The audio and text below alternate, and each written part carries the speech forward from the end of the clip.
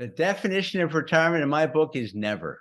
I think it's an antiquated historical idea that the baby boomers grew up with in their generation, that you worked hard your whole life so that at 65, you could say, now I can relax. And that's silly. If you actually did that, what we've learned is your body deteriorates, your mind slows down, and all you're doing is giving the Grim Reaper the upper hand in taking you sooner.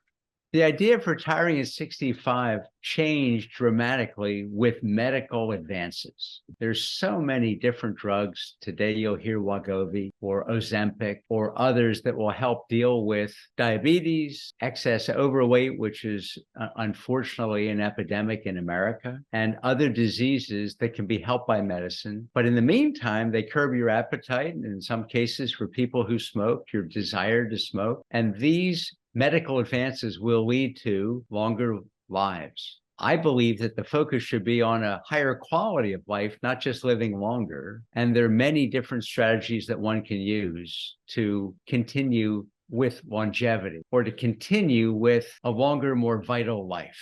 I think as you take a look at what retirement looked like 30, 40 years ago, when you barely lived to the age of 65, we now have the opportunity to live so much longer. We're actually finding that in the world of finance, the world that we operate in at Pennsylvania Capital Management, that this is the day of getting the report that such and such a client passed on at 92. Or 88, not in their late 70s, the way it was just a couple decades ago. And it's exciting to see these medical advances taking place, people becoming more aware and more conscientious about choosing better food groups and eating more appropriately. And I think it's a very, very exciting time, but one that if you're planning for your retirement, you better plan long and hard, because you got to make that money last. Unfortunately, as you approach retirement with the idea of saying, at 65, I'm all done, what ends up happening is a lot more sitting time. Could be watching television,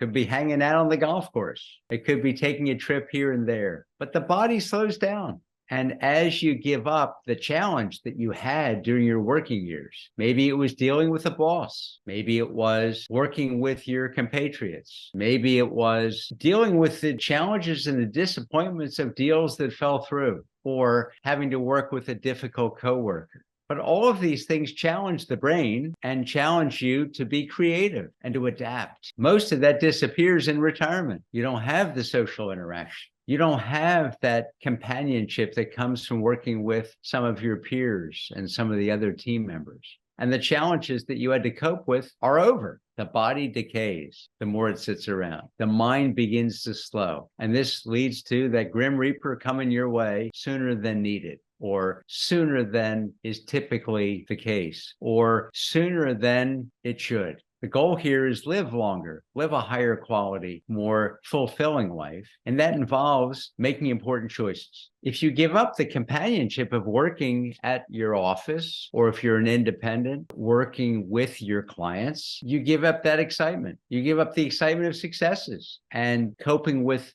the failures that came along the way. And I think there's much smarter techniques to enjoy the next chapter in your life than sitting around at home in front of the TV. When you think about retirement, the relationships that you had in your work disappear. May take 6 months, may take a year. You may have one or two that hang on, but the relationships are what keep you young and vital and creative. And I'll use myself as an example. The right time to retire for me is never. And I say that because I want the vitality of being in relationships with people that I enjoy. Look, professionally, I have the pleasure of rotating with different families each day, solving how to handle their life changes through the lens of money and finance. In my book, what could be more fun than that?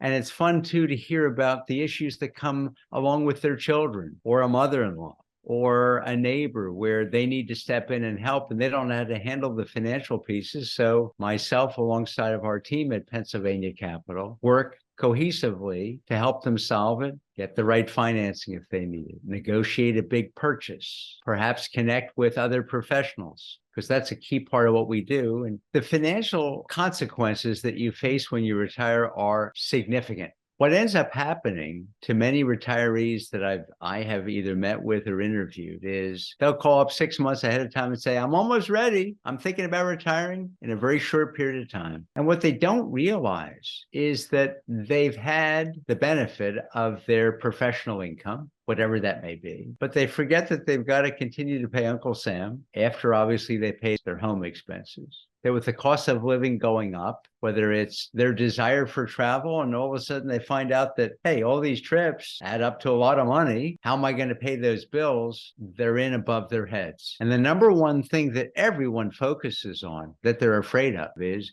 running out of money. Whether they have $100,000 in the bank or $1 million in the bank or $20 million in the bank, it's still ingrained in their mind that they need to be careful that they're going to run out of money. And my view is if you plan ahead, you already have a good sense of what will retirement cost. Meet with your favorite fiduciary financial advisor and lay out your plan based on your goals. It's not that complicated. Find the team you trust and lay out all of your dreams and talk about it and see what's realistic or not. I mean, often what we're encouraging our clients to do is work beyond, keep that social network going, get excited. Maybe you're not working 40, 50, 60 hours a week. Maybe you're only working 3 days a week. So now you have 4 to go play, do other things, take the time you really wanted to go spend on being with people you love, whether it's your kids, whether it's your friends, whether it's going on that trip to Ireland to check out your roots. Maybe it's climbing Mount Everest or some other distant spot that you've been dreaming about doing for years. So yes, it's time to go follow your dreams, but it's not time to let your body deteriorate and your mind wither. Develop that balance. Think about your bigger future.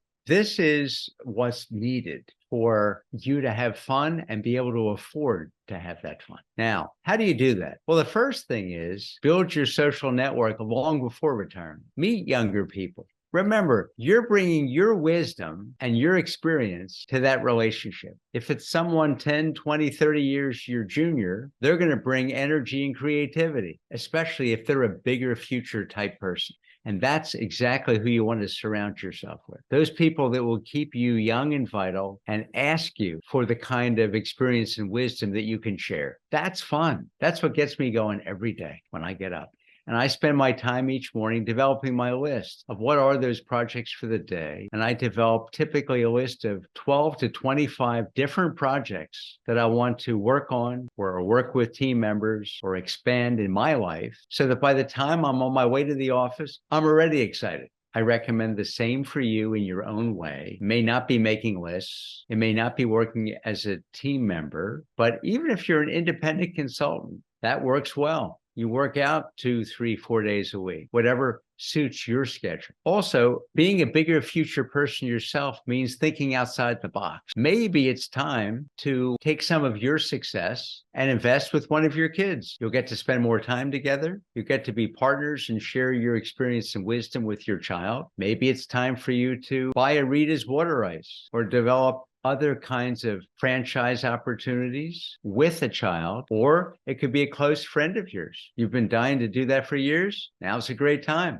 Have fun, keep your social network up, and make some money to cover your expenses while you go. One great example of a client is our client who is a world famous ophthalmologic surgeon. And in his active years, working for one of the local hospitals, he would go off and do presentations at conferences to teach the younger ophthalmologic focused surgeons. And he enjoyed it. And at the time, he also loved to tend his garden. He and his wife collected early Americana, meaning photographs and paintings, and also some Japanese art. But he really fancied his garden and poetry. And after he said, I've had enough being active, he went part-time, continued to do the conferences.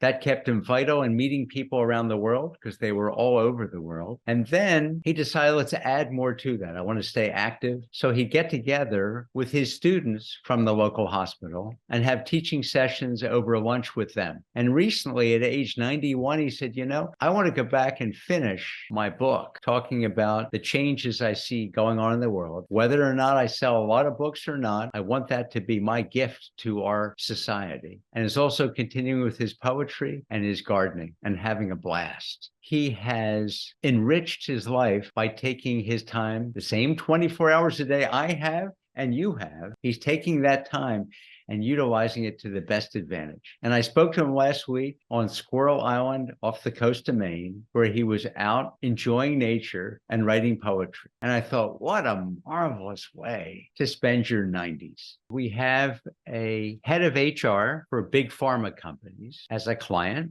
and he enjoyed going from company to company and helping them to develop their staff. And when it came time for traditional retirement, he said, I've had enough of working under a boss.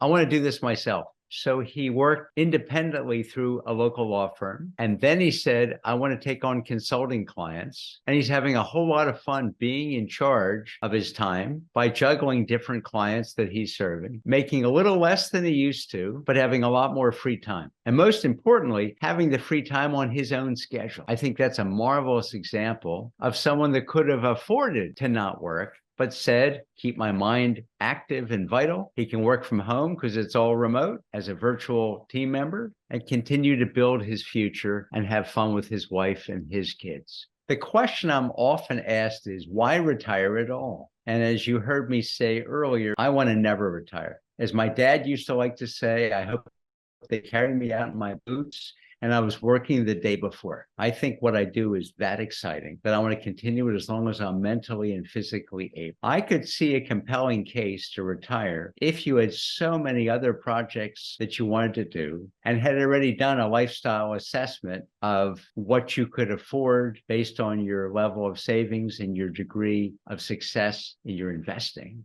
That would make sense, but I wouldn't call it retirement anyway. I'd call it a new life or a new lifestyle. And I think that new lifestyle could be just as exciting as the one you had before. You just decide to change venues. Unfortunately, many people are looking for a chance to hang out, chill out, take it easy, and they're the ones that give the Grim Reaper that unfortunate advantage. And I would encourage each of you today to skip that part. If you've got a great reason to do other things and you've got a full and rigorous life plan and you can afford it, awesome. If not, then meet with your favorite fiduciary financial advisor who has great experience at figuring out what are all those moving pieces and help you come to a proper determination of what's reasonable and you can afford and what isn't. And I think this is a point where I want to caution you because very often people underestimate, A, what it's going to cost to successfully retire or live off their assets. Yes, I know all about Social Security and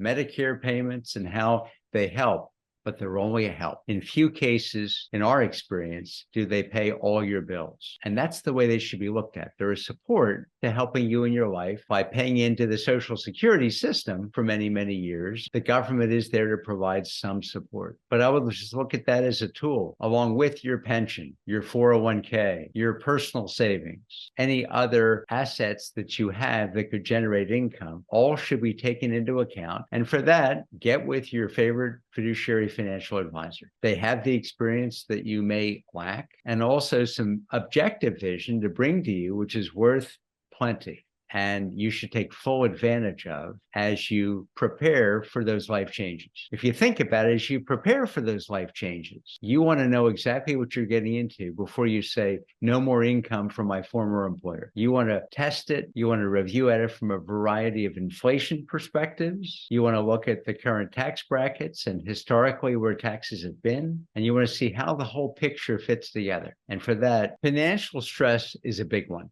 in retirement. In more than 30 years of interviewing clients about what they want in retirement, and we have interviewed many, I find that financial stress and fear about it is the big one. They're worried about running out of money. And I think the key here is this requires planning. There's no way around it. Yes, Social Security will help. And Medicare will be a support, and your pension will be much appreciated and used in retirement. But planning goes far beyond those basics. I encourage you to meet with your favorite fiduciary financial advisor and look at what's going to be causing you financial stress. It's coming. And the longer you live and the better you are at improving the quality of your life, the longer this money has to last, let alone if you want to leave a legacy to your kids or your favorite charities. And I find from our clients that those are important priorities. and ones that think about what could come to foil your plans. You got raging inflation might be there. Currently, it's on the high side. You have change of government regulations, changes in the tax structure, wars, or other kinds of events that could disintermediate or upset what you thought you were planning. You need backup systems. You need a proper liquidity reserve. For most people, 6 to 12 months is a good liquidity reserve. But you may find in your situation you need more because you have someone else that needs you, or you want to tithe to your church or your synagogue or other charities that are important to you and have been an important part of your commitment to yourself and your family. Here's where planning comes into the mix. And in many cases, you might have a child or all of your children that want to help with making those charitable deductions. We have clients that set up private foundations, and you put the kids on the board as directors so that then they need to interact. They need to figure out, where do we pay out that 5% or thereabouts to the charities of choice? We're strong advocates of doing good in the world, helping people, making a difference, and setting up that private foundation might be a good choice for you and your family to consider. Yes, there's some expenses in doing ongoing tax returns, but think about the continuity and that enjoyment that your family will have from making a difference in the world together. Everyone is unique. And as you approach your golden years, you need to look at your set of circumstances. In the examples that I gave earlier, they were extremely different people looking for different things out of life. The financial stresses are there for all of us, just like the health issues we all need to cope with on our own. Each person's body is different, but it is not unique in that planning is necessary for you to be a success. I want to see you succeed. And the purpose of today's conversation here is to give you that insight that you must plan.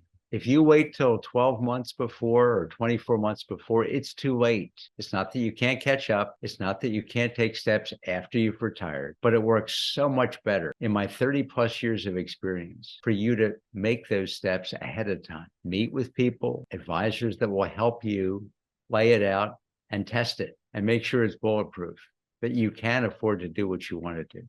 Because then if you think about it, what you will have is the comfort and confidence of knowing it will work, and you've checked it and tested it again and again.